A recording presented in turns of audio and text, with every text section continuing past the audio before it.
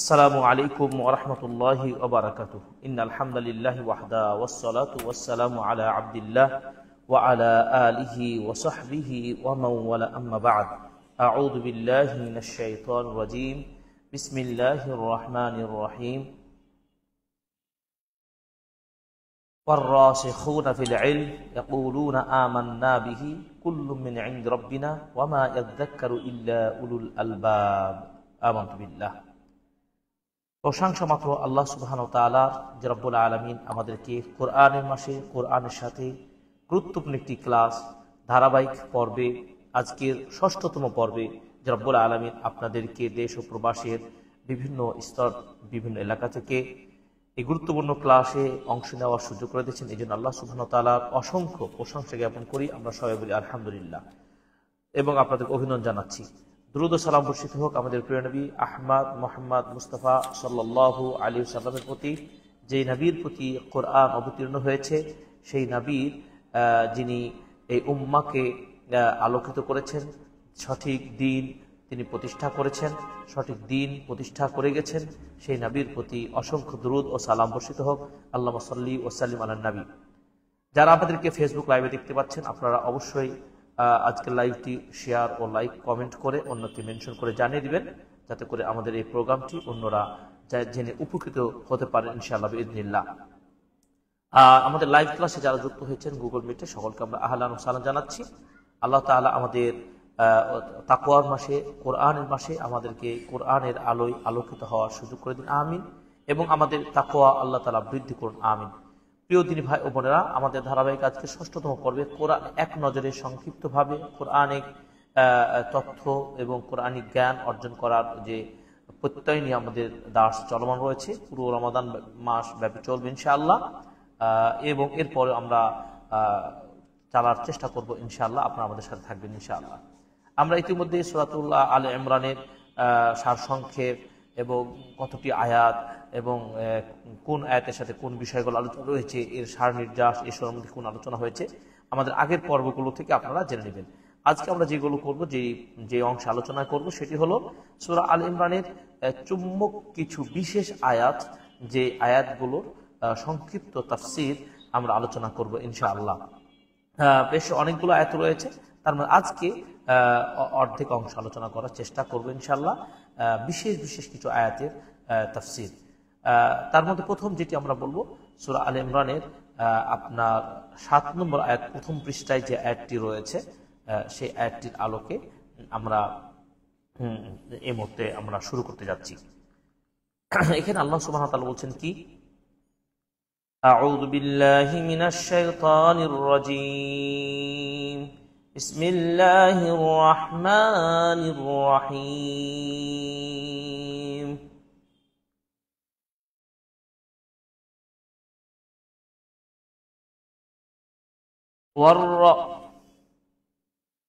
هو الذي أنزل عليك الكتاب منه آية محكمات هن أم الكتاب وأخر متشابهات فأما الذين في قلوبهم زيغ فيتبعون ما تشابه منه ابتغاء الفتنة وابتغاء تأويله وما يعلم تأويله إلا الله والراسخون في العلم يقولون آمنا به كل من عند ربنا وما يذكر إلا أولو الألباب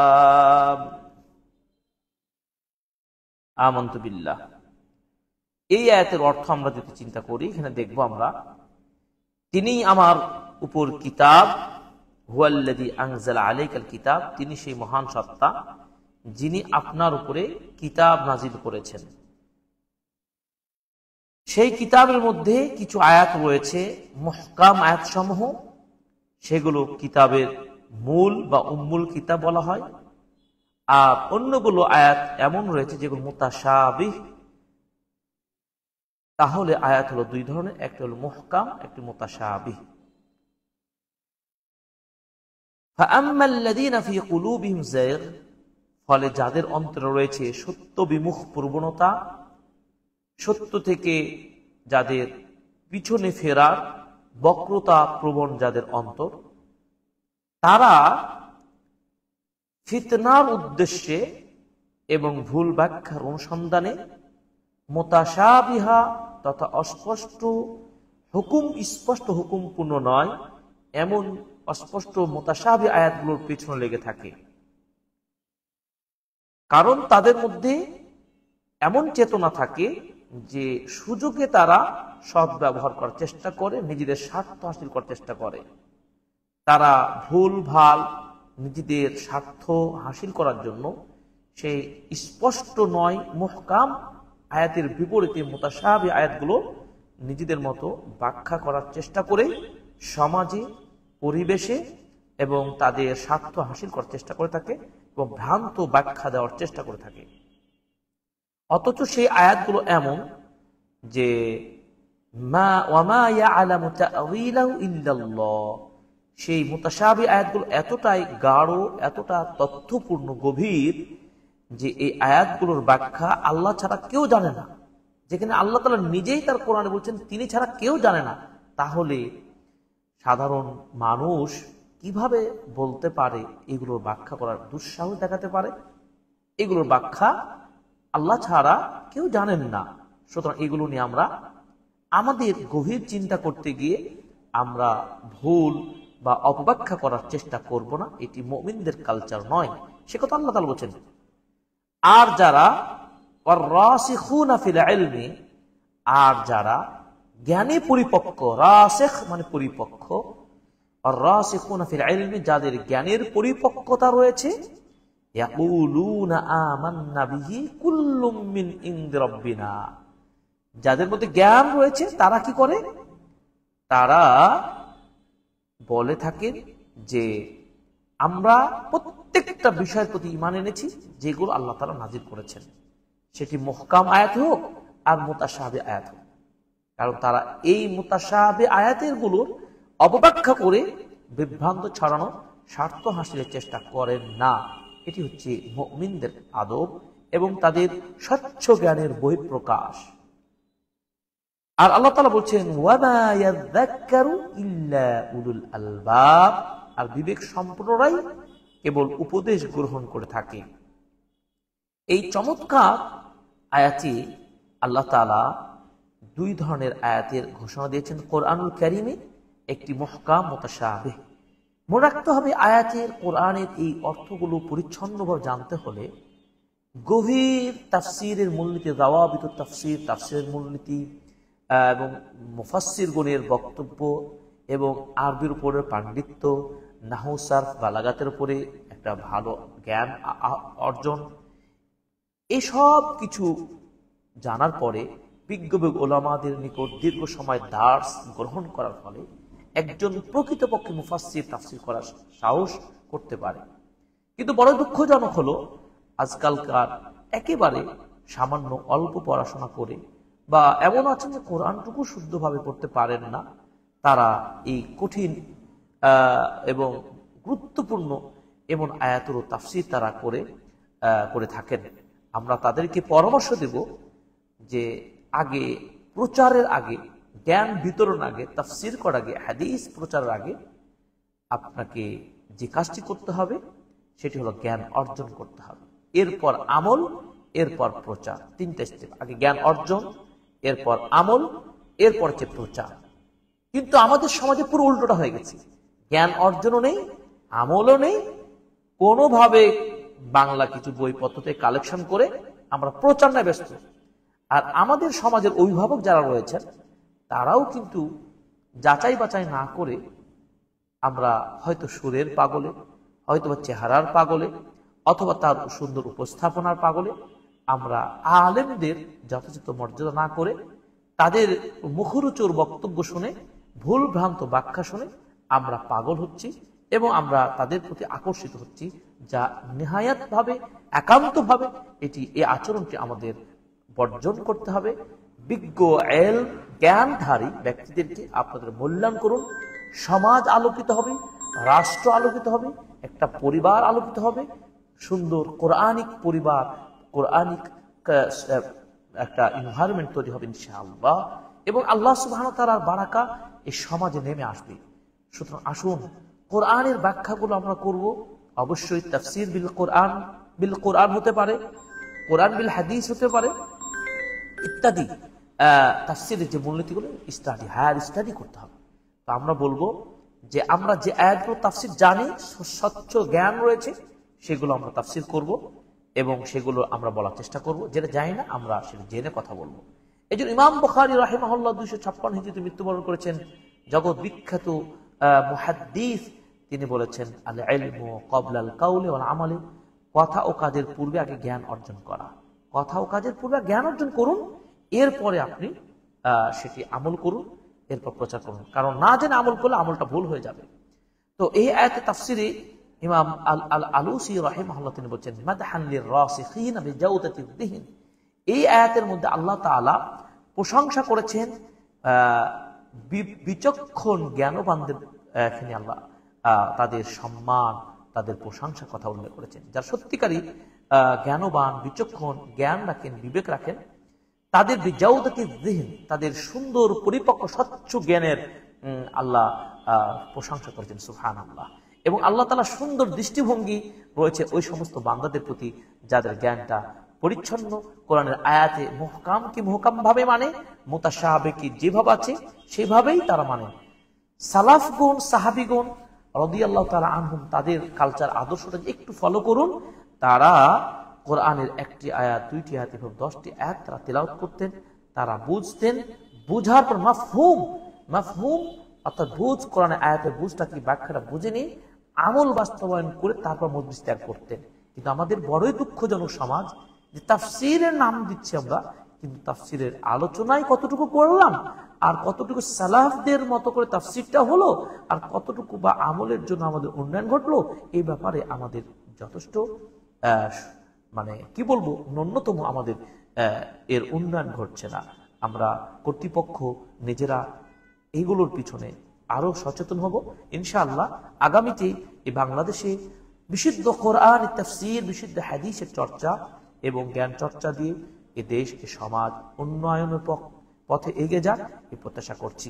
এবং আমাদের দৃষ্টিভঙ্গি, জ্ঞানটা এমনই হোক যেন আমরা আল্লাহ তাআলার সেই বর্ণনা, যে মাদাহ আলা রাসিখিন লির-রাসিখিন, অর্থাৎ বিচক্ষণ মেধাবীদের তালিকায় যেন আমরা অন্তর্ভুক্ত হতে পারি। আমাদের আকেল, বিবেকটাকে যেন ভালো কাজে, ভালো বিশুদ্ধ ব্যাখ্যা বিশ্লেষণে আমরা নিজেদের নিয়োজিত রাখতে পারি, এই কথাটা এখানে বলছেন। এবার বলছেন যে আমরা সর্বদা আমাদের আকেল, বিবেকটাকে সব ধরনের আহওয়া, প্রবৃত্তি, নিজেদের বানাওয়াটি বক্তব্য থেকে আমরা ফ্রেশ রাখবো, মুক্ত রাখবো। এবং এটাকে আমরা, এই জ্ঞানটাকে, নলেজটাকে আমরা প্রস্তুত করব আমরা অবশ্যই হক হেদায়েতের পক্ষে। ওয়াস্তাইদু ইলাল ইহতিদা ইলা মাআল হককে, হকের ইনফরমেশন গুলো, সত্য ইনফরমেশন গুলো প্রেজেন্ট করা, উম্মার লোককে জানিয়ে দেওয়া, এটাই তো বিচক্ষণ একজন জ্ঞানী ব্যক্তির নিয়ম হবে। ইমাম আলুসি রাহিমাহুল্লাহ তিনি ব্যাখ্যা করছেন। এবং মানুষকে সত্যের সিঁড়িতে ওঠাতে হবে, সত্য চেনাতে হবে। আপনি তাফসীর করতে গিয়ে মিথ্যা কেচ্ছা কাহিনী, ব্যাং, ভাল্লুক, ওই পশু পাখির গল্প দিয়ে, আপনি রিকশা চালকের গল্প দিয়ে এই সেই করে তাফসীরের নাম দিয়ে হাসি ঠাট্টা করে চালিয়ে দিবেন, এই সমাজ কখনোই উন্নত হতে পারবে না। আপনার উচিতও হবে না এমন তাফসীর করা। এবং কমিটি যারা দায়িত্বশীল তাদেরকে উচিত আপনারা বিচক্ষণ নিজে হন এবং বিচক্ষণ জ্ঞানবানদের সম্মান করুন। আল্লাহ তাআলা আপনাদের সম্মান বাড়িয়ে দেবেন ইনশাআল্লাহ। এই আয়াতে 7 নম্বর আয়াতে কথা বললেন।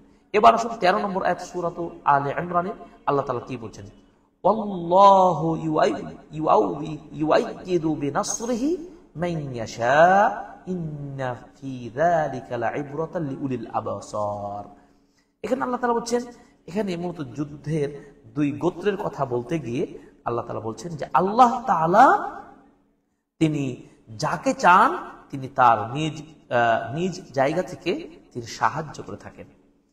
আল্লাহর পথে যারা সংগ্রাম করবে, আল্লাহর পথে, হকের পথে যারা থাকবে, বাতিলের বিপক্ষে সংগ্রাম করবে, আল্লাহ তাআলা ওই শ্রেণীর ইমানদার হকপন্থীদেরকে আল্লাহ তিনি সাহায্য করবেন। আর অবশ্যই এই সাহায্য পাওয়ার ক্ষেত্রে অবশ্যই মনে রাখতে হবে যে এখানে বিচক্ষণ জ্ঞানীদের জন্য একটা শিক্ষা রয়েছে। তার মানে কি, বিচক্ষণরা বুঝতে পারবে যে হকের পথে থাকলে আল্লাহর সাহায্য আসবেই। এটা ইবনু জুজি তিনি বলছেন, ইন্নান নাসরা বিমাশিয়াতিল্লাহ, সাহায্য করা এটি আল্লাহ তাআলার ইচ্ছাধীন ব্যাপার, সেটি কম হোক আর বেশি হোক। আপনাকে সাহায্য যে করতেই হবে আল্লাহর, এইটাতে বাধ্যবাধকতা নয়, এটি আল্লাহ তাআলার ইচ্ছাধীন ব্যাপার, এটা আকীদার বিষয়। আল্লাহ তাআলা তিনি যাকে চান, মাইয়াশা, তিনি যাকে চাইবেন।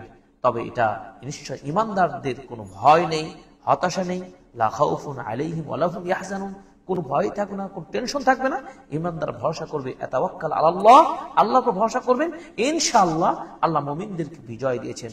আমরা বদরের যুদ্ধের কথা জানি, আল্লাহ মুমিনদেরকে তাদের ঈমানি জজবার কারণে আল্লাহ মুমিনদেরকে কাফের শক্তির উপরে, বিপুল সংখ্যক কাফেরদের বিরুদ্ধে সংগ্রাম করে আল্লাহ তাআলা মুমিনদেরকে বিজয় দান করেছেন। আলহামদুলিল্লাহ, ঈমানি পাওয়ার যত থাকবে, আল্লাহ তাআলার প্রতি যত ভরসা থাকবে, আল্লাহ তাআলা সাহায্য করবেন। অতএব আল্লাহর সাহায্য আমরা প্রত্যাশা করব।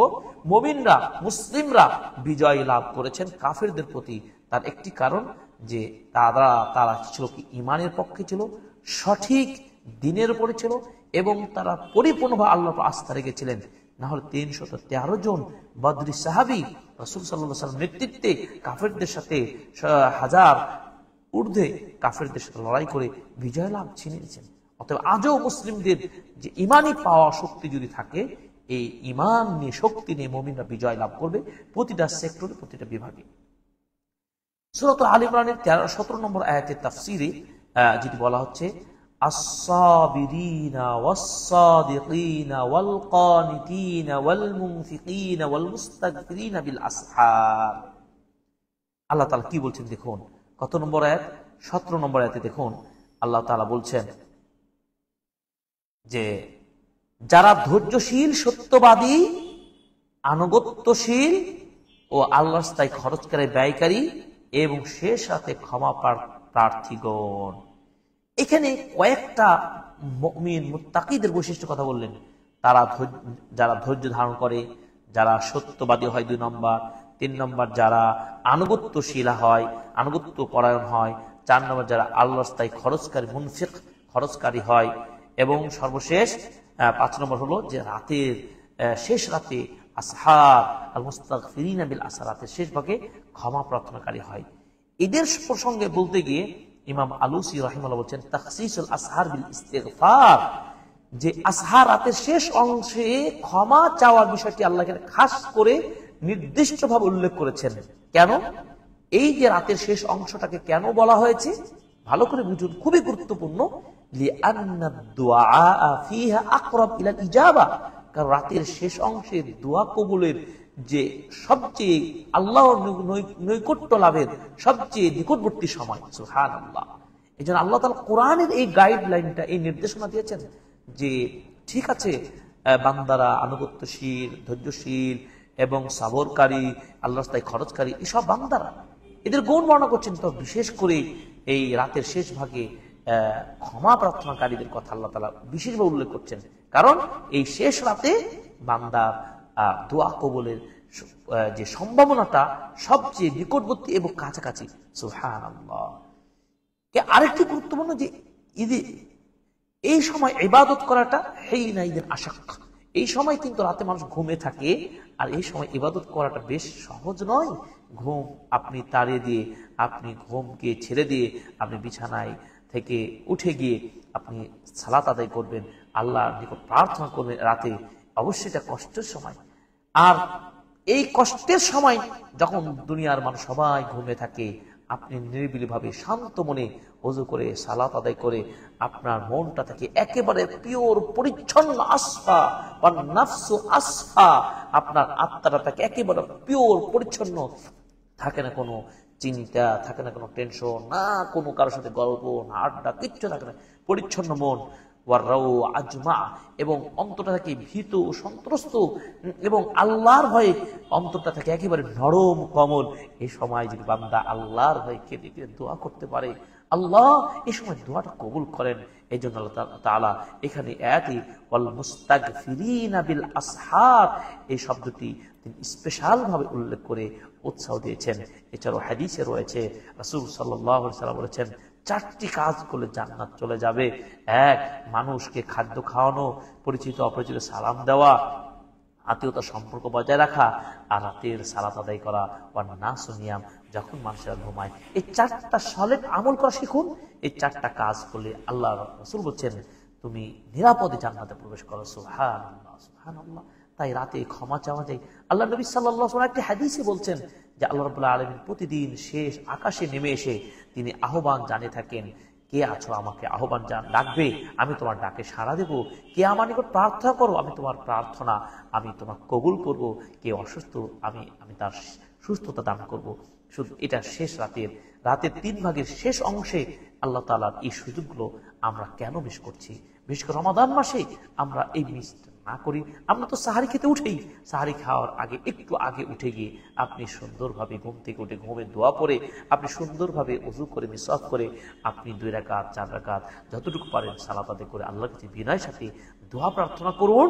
আপনার চাহিদা পূরণ হবে ইনশাআল্লাহ, ইনশাআল্লাহ। এরপর আপনি সাহারি সুন্নাত দিয়ে সাহারিকে, এরপর আপনি আবার ফজরের সালাতের আজান হয়ে যাবে, আজান জবাব দিবেন। এরপরে আপনি বাড়িতে 2 রাকাত সুন্নাত সালাত আদায় করবেন। ফজরের 2 রাকাত সুন্নাত সালাতের গুরুত্ব রাসূলুল্লাহ সাল্লাল্লাহু আলাইহি ওয়াসাল্লাম বলছেন আসমান জমিনে যত কিছু রয়েছে এর চেয়েও দামি এই 2 রাকাত সুন্নাত। 2 রাকাত সুন্নাত সালাত আদায় করে এরপর ওযুরত অবস্থায় আপনি মসজিদের দিকে যাবেন। প্রত্যেক ধাপে ধাপে আপনি সওয়াব পাবেন ইনশাআল্লাহ। এরপরে মসজিদে আপনি আল্লাহর নাম নিয়ে প্রবেশ করবেন। মসজিদে প্রবেশ করে আপনি এরপরে মসজিদে ঢুকে আপনি 2 রাকাত সালাত আদায় করবেন, তাহিয়াতুল মসজিদ পড়বেন, সুন্নাত আগে পড়েছেন। এরপরে প্রথম কাতারের ডান দিকে নেওয়ার চেষ্টা করবেন। সেটা ডানে জায়গা না বলে বামে যাবেন, কিন্তু প্রথম কাতারটা আপনি ইমামের কাছাকাছি হওয়ার চেষ্টা করবেন। এটার মাহাত্ম্য রয়েছে বিশেষ। এরপরে আপনি ফজরের সালাত জামাতের সাথে আদায় করে জামাতের সালাত আদায় করার পরে আপনি সালাম ফেরার পরে যে তাসবিহ তাহলিলগুলো রয়েছেন আয়াতুল কুরসি সহ এই জিকির আজকারগুলো করবেন। এরপরে সূর্য উদিত হওয়া পর্যন্ত সকালের জিকির আজকারগুলো করবেন। সূর্য উদিত হওয়ার পরে আপনি ইশরাকের সালাত আদায় করবেন। রাসূল সাল্লাল্লাহু আলাইহি ওয়াসাল্লাম বলছেন সূর্য ওঠার কিছুক্ষণ পরে যদি কেউ ইশরাক এই সালাত 2 রাকাত সালাত আদায় করে তাহলে একটি উমরা করার মতো সওয়াব পাবে। সুবহানাল্লাহ। তাহলে সকালের পুরো আমলের রুটিনটা আপনি জেনে নিলেন। আল্লাহু আকবার। আমাদের সকলকে তৌফিক দান করুন, আমিন। রমাদান আমরা শুরু করি, আমরা চেষ্টা করি প্রিয় ভাই বোনেরা যারা দেখছেন আপনারা আমাদের ভিডিওটি লাইক ও শেয়ার করুন, জানিয়ে দিন। আল্লাহ তাআলা আমাদের আমলকে তৌফিক দান করুন, আমিন। এরপরে দেখুন সূরা আলে ইমরানের 21 নম্বর আয়াতে আমরা তাফসীরটা ফলো করব ইনশাআল্লাহ। 21 নম্বর আয়াতে আল্লাহ তাআলা কি বলছেন দেখুন, ইন্নাল্লাযীনা ইয়াকফুরুনা বিআয়াতিল্লাহ ওয়া ইয়াকতুলুনান নাবিয়্যিনা বিগাইরি হক ওয়া ইয়াকতুলুনাল্লাযীনা ইয়া'মুরুনা বিল কিসতি মিনান নাস ফাবাশশিরহুম বিআযাবিন আলীম। এখানে আল্লাহ তাআলা বলেন ইন্নাল্লাযীনা নিশ্চয় যারা ইয়াকফুরুনা বিআয়াতিল্লাহ আল্লাহর আয়াতগুলোকে কুফরি করে অস্বীকার করে। 1 2 যারা ওয়ায়াকতুলুনান নাবিয়্যিনা বিগাইরি হক অন্যায়ভাবে যারা নবীদেরকে হত্যা করে। 1 যারা আল্লাহর আয়াতগুলোকে অস্বীকার করে, 2 যারা নবীদেরকে অন্যায়ভাবে হত্যা করে, 3 ওয়ায়াকতুলুনাল্লাযীনা ইয়া'মুরুনা বিল কিসতি মিনান নাস আর মানুষের মধ্য থেকে যারা ন্যায়নিষ্ঠাবান আমানতদার ব্যক্তি যারা মানুষকে হকের দাওয়াত দিয়ে থাকেন, একনিষ্ঠতার প্রতি সত্যতার পক্ষে মানুষকে নির্দেশ দান করেন, এমন আলেম বিচক্ষণদের ব্যক্তিদেরকেও যারা ন্যায়পরায়ণ ব্যক্তিদেরকেও যে হত্যা করে। 3টা শ্রেণীর অপরাধের কথা বলা হলো। এই 3 অপরাধ যারা করবে তাদের ব্যাপারে আল্লাহ নির্দেশ দিয়ে বলছেন ফাবাশশিরহুম বিআযাবিন আলীম। নবী আপনি তাদেরকে যন্ত্রণাদায়ক আযাবের সুসংবাদ দান করুন। এই আয়াতের মধ্যে এখানে বলা হচ্ছে তাফসীর কারকগণ বলছেন হাযিল আয়া মিন আযহারিল আদিল্লা আলা বায়ান মানজিলাতিল উলামা। এই আয়াতে উলামাদের মর্যাদার কথা এখন বলা হয়েছে। উলামাদের যে মাহাত্ম্যের কথা এখানে উল্লেখ করা হয়েছে, মর্যাদার কথা উল্লেখ করা হয়েছে। কোন উলামা? আল আমিরিনা বিল মারুফ, যে উলামাগণ হকের পক্ষে, সত্যের পক্ষে আদেশ দিয়ে থাকে মানুষকে, না নিষ্ঠার পক্ষে। আলেম কাকে বলে? আলেম যারা ইলম অর্জন করে, আমল করে, এরপরে হকের পথে মানুষকে দাওয়াত দিয়ে থাকেন। এভাবে আল্লাহ তাআলা এই আয়াতের মধ্যে নবীদেরকে হত্যা করার পাশাপাশি তিনি আলেমদের, এমন আলেমদের কথা যুক্ত করেছেন। চিন্তা করুন আল্লাহ তাআলা কত সম্মান মর্যাদা দিয়েছেন আলেমদেরকে আয়াতের মধ্যে, যে নবীদেরকে যারা হত্যা করে এবং এই আলেমদেরকে যারা হত্যা করেন, তাহলে নবীদের পরে পরেই আলেমদের কথা আল্লাহ উল্লেখ করেছেন এখানে। যার কারণে বোঝা যাচ্ছে যে আল্লাহ রাসূল বলেছেন যে লিআন্নাল উলামা হুম ওয়ারাসাতুল আম্বিয়া, আলেমরাই হচ্ছেন কি নবীগণের উত্তরাধিকারী। সুতরাং উত্তরাধিকারীগণ তাদের মর্যাদা কত, আজকে আলেমের মর্যাদা সম্পর্কে একটু যদি বিবেকবান হন, কোরআনটা স্টাডি করেন, এই আয়াত থেকে পেয়ে যাবেন। অতএব সাবধান, কখনোই কোনো আলেমকে অপমান করবেন না, অপদস্থ করবেন না। আলেমের মর্যাদা সম্পর্কে আপনার জানা নেই। আজকে সোশ্যাল মিডিয়ার মাধ্যমে দেখতে পাই কত মসজিদের তারাবির সালাত আদায়কারী ইমামকে পর্যন্ত ধাক্কা দেওয়া হচ্ছে, গালে থাপ্পড় দেওয়া হচ্ছে, এর নিন্দা জানাচ্ছি। এই সমাজের মানুষ কত কুলাঙ্গার হতে পারে, কত নিকৃষ্ট হতে পারে, একজন আলেমকে, কোরআনের হাফেজকে গায়ে হাত দিতে পারে। এই দুঃসাহস এই বাংলার মাটিতে কিভাবে হতে পারে? এটা সম্পূর্ণ, এটা এই সমাজের এই কুসংস্কৃতি চালু হয়েছে একমাত্র শিক্ষার অভাব, দ্বীন জ্ঞানের অভাব, ইসলাম স্টাডিজ, ইসলামী শিক্ষার অভাব। আজকের বাংলার মানুষ 1 থেকে 5, 5 থেকে 6, 6 থেকে এসএসসি, ইন্টার লেভেল, সব বিভাগে ইসলাম শিক্ষা নামে একটা বই থাকলেও আজকে আমরা এই শিক্ষাকে আলোকিত করতে পারি নাই, কারণ এই শিক্ষাকে অবহেলিত করা হয়েছে, করা হচ্ছে। যদি তাই না হতো তাহলে কেন আজকের সমাজের মানুষের এত অধপতন হবে? কেন একজন মুসলিম নামধারী মুসল্লি, নামধারী মুসলিম মুসল্লি ইমামের গায়ে ধাক্কা দিতে পারে, গালি দিতে পারে, বন্ধ কথা বলতে পারে, কটু কথা বলতে পারে? আপনি জানেন একজন আলেমের মর্যাদা, একজন আলেম ওয়ারাসাতুল আম্বিয়া, নবীগণের উত্তরাধিকারী, আপনি জানেন না? আজকে বড় দুঃখের সাথে বলতে হয়, আমি প্রত্যেকটা সেমিনারে আমি কথা বলতেছি, আজকের সেমিনারে আমি দার্স থেকে বলতে চাই, ইসলামী শিক্ষার আলো এই বাংলার জমি ছড়াতে হবে। যদি ছড়াতে না পারি, আমাদের এই ব্যর্থতা, মুসলিম ব্যর্থতা, আমাদের এই ব্যর্থ সমাজ আরো ব্যর্থতাই পরিবেশিত হবে। আজকের বড় দুঃখের আগে প্রত্যেকটা আমরা বিশেষ করে সরকারি জব পরীক্ষাগুলোতে ইসলামী শিক্ষার উপরে একটিও প্রশ্ন আমার চোখে পড়ে না। কেন পড়ে না? একটা মৌলিক দাবি তো রয়েছে, মুসলিম দাবি তো রয়েছে। এই প্রশ্নগুলো না বিগত, না বর্তমান, না ভবিষ্যৎ, সর্বস্তরে সর্বলেভেলের দায়িত্বশীলকে আমরা বলবো ইসলামী শিক্ষার বিকল্প নেই। ইসলামিক শিক্ষার বেসিক শিক্ষাটা অন্তত পক্ষে মুসলিম নামধারী পরিবারের সদস্য যেই হোক না কেন তাকে শিখাতে হবে, এবং এটার সোচ্চার হতে হবে। এবং ছাত্র জনতা, আমাদের প্রিয় ভাইয়ের সাথীরা যারা রয়েছেন, আপনাদেরকে আমরা জানাই, আসুন নিজে ইসলাম শিক্ষা করুন, আপনার পরিবারকে জাগ্রত করুন। সুশিক্ষায় শিক্ষিত করতে হলে অবশ্যই ইসলামী শিক্ষার কোনো বিকল্প নেই। কোরআনিক শিক্ষা, হাদিসি শিক্ষা আপনাকে শিখতে হবে, শিখাতে হবে। এবং এর উপর একটা স্পেশাল কোর্স প্রত্যেকটা লেভেলে থাকবে। কি সায়েন্স, কি আর্টস, কি কমার্স, প্রত্যেকটা ডিপার্টমেন্টে একটা special basic course of Islam থাকতে হবে।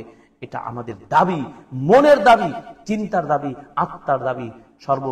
সর্বোপরি আপনাদের বলতে চাই, আলেমদের মর্যাদা সম্পর্কে একটি আয়াত যদি আপনি বুঝতে পারেন, মহান আল্লাহ তাআলা 21 নম্বর আয়াত আলে ইমরানের এখানে নবীদের পরে তিনি আলেমদের কথা উল্লেখ করছেন। এই জন্য উমর ইবনে আব্দুল আজিজ রাহিমাহুল্লাহকে লক্ষ্য করে বলছেন, আপনি আলেম হন, আলেম না হতে পারলে আপনি আলেম হওয়ার চেষ্টা করুন, আলেম হতে না পারলেও আপনি আলেমদেরকে ভালোবাসুন। আপনি আলেমকে ভালোবাসতে না পারলেও আলেমদের বিরোধিতা করবেন না, আপনি আলেমদের ক্ষতি করবেন না। কিন্তু আজকের সমাজে মানুষ আলেম দেখলে, কোরআন সুন্নাহর একজন ধারক বাহক দেখলে তার প্রতি একটা কেমন যেন কত নিষ্ঠুর আচরণ করে থাকে। এটি কখনো কাম্য হতে পারে না প্রিয় ভাইয়েরা। অতএব আসুন আমাদের ভিডিওটা শুনে আপনারা লাইক শেয়ার করে অন্যকে জানিয়ে দিন। আমরা আপনাদের প্রশ্ন তো নিব ইনশাআল্লাহ, যারা লাইভে রয়েছেন। আমরা আর কিছুক্ষণ আলোচনা করে শেষ করে দেব। এরপরে দেখুন, এরপরে আমরা যে আয়াতটি যাব সেটি হলো সূরা আলে ইমরানের গুরুত্বপূর্ণ একটি আয়াত। কুল ইন কুনতুম তুহিব্বুনাল্লাহা ফাত্তাবিউনি। আল্লাহ তাআলা বলেন, হে নবী আপনি বলুন যে তোমরা যদি আল্লাহকে ভালোবাসতে চাও তাহলে নবীর পূর্ণ অনুসরণ করো। এখানে কত চমৎকার কথা, নাজাতের মুক্তির একটি পথ, তাতে আল্লাহর ভালোবাসা যদি পেতে চান নবী মুহাম্মদ রাসূলুল্লাহ সাল্লাল্লাহু আলাইহি সাল্লামের পূর্ণ অনুসরণ করতে হবে। এই আয়াতে দ্ব্যর্থহীন ভাবে আল্লাহ তাআলা বলেন, কুল ইন কুনতুম তুহিব্বুনাল্লাহা ফাত্তাবিউনি, তোমরা আমার অনুসরণ করো, আমার অনুসরণ করলে আল্লাহ তাআলা তোমাদেরকে ভালোবাসবেন, আল্লাহ ভালোবাসলে তোমাদের নাজাত মুক্তি মিলবে। এই জন্য আল্লামা সাদি রাহিমাহুল্লাহ তিনি বলছেন, হাদিল আয়া হিয়াল মিজান, এই আয়াতটা সেই মানদণ্ড, আল্লাযী ইউরাফু বিহি মান আহাব্বাল্লাহু হাকীকা, আল্লাহ তাআলা কাকে ভালোবাসেন বাস্তবে এই আয়াতটি মানদণ্ড আপনি মূল চাবি হিসাবে আপনাকে চেনা যাবে যে আল্লাহ তাআলা কাকে ভালোবাসেন আর কেই বা আল্লাহর ভালোবাসা পেতে পারে। একটি কারণ, সেটা রাসূলকে ভালোবাসতে হবে। আশিকে রাসূল আসলকে শুধু মুখে ভালোবাসা নয়, পাগড়ি টুপি দিয়ে সবুজ পতাকা ঝুলিয়ে একদিন ভালোবাসা দেখার না ভালোবাসা নয়, একদিন সিরাতের অনুষ্ঠান করে রাসূলকে ভালোবাসা দেখে দিলেন এটা না ভালোবাসা নয়। ভালোবাসা হলো রাসূল সাল্লাল্লাহু আলাইহি সাল্লামের প্রতিটি মুহূর্ত, তার প্রতিটি আখলাক, আদব, চিন্তা, চেতনা, ধ্যান, ব্যবসা, বাণিজ্য, রাষ্ট্র সকল বিভাগে রাসূলুল্লাহ সাল্লাল্লাহু আলাইহি ওয়াসাল্লাম উসওয়া আদর্শকে আপনাকে পালন করতে হবে, তাহলে ভালোবাসা আপনার মধ্যে জন্মবে। এই জন্য আল্লাহ রাব্বুল আলামিন বলছেন যে লাকাদ কানা লাকুম ফি রাসূলিল্লাহি উসওয়াতুন হাসানাহ, অবশ্যই তোমাদের জন্য উত্তম আদর্শ রয়েছে, মডেল রয়েছে আমাদের রাসূল মুহাম্মদ সাল্লাল্লাহু আলাইহি ওয়াসাল্লামের মধ্যে। এই জন্য আল্লাহ তাআলা সূরা হাশরের 7 নম্বর আয়াতে বলছেন, ওয়ামা আতাকুমুর রাসূলু ফাখুযুহু ওয়ামা নাহাকুম আনহু ফান্তাহু, তোমাদের নবী যা তোমাদেরকে আদেশ করে তা তোমরা গ্রহণ করো, যা নিষেধ করে তা তোমরা বর্জন করে চলো। আতিউল্লাহ ওয়া আতিউর রাসূল, এভাবে কোরআনে প্রায় 40-এর ঊর্ধ্বে আল্লাহ তাআলা একই কথা বলেছেন, তোমরা আল্লাহর দাসত্ব করো, নবীর অনুসরণ করো, নবীর অনুসরণ ছাড়া আল্লাহর ভালোবাসা পাওয়া যাবে না। অতএব আমরা এই আয়াতগুলো তাফসীরগুলো থেকে পড়ার চেষ্টা করছি। এরপরে দেখুন আমরা পরবর্তী আলোচনা ইনশাআল্লাহ আগামীকালকে বিস্তারিত আলোচনা হবে কোরআনের মাসে কোরআনের সাথে। যারা আমাদের সাথে যুক্ত হয়েছেন সকলকে আমরা ধন্যবাদ জানাচ্ছি, অভিনন্দন জানাচ্ছি। আল্লাহ তাআলা আমাদের এই ছোট্ট খেদমতটুকু যেন আল্লাহ কবুল করেন, আমিন। আবার আপনাদেরকে আবেদন জানাচ্ছি, আপনারা এই ভিডিওটি মনে নিজেরা শুনে লাইক শেয়ার দিয়ে অন্যকে শুনে জানাবেন, এ দাওয়া কাজ করার জন্য কবুল করে, আমিন। সকলে ধন্যবাদ জানিয়ে শেষ করছি আজকের পর্বের আলোচনা। সুবহানাকা আল্লাহুম্মা ওয়া বিহামদিকা আশহাদু আল্লা ইলাহা ইল্লা আনতা আস্তাগফিরুকা ওয়া আতুবু ইলাইক। ওয়াসসালামু আলাইকুম ওয়া রাহমাতুল্লাহি ওয়া বারাকাতুহু।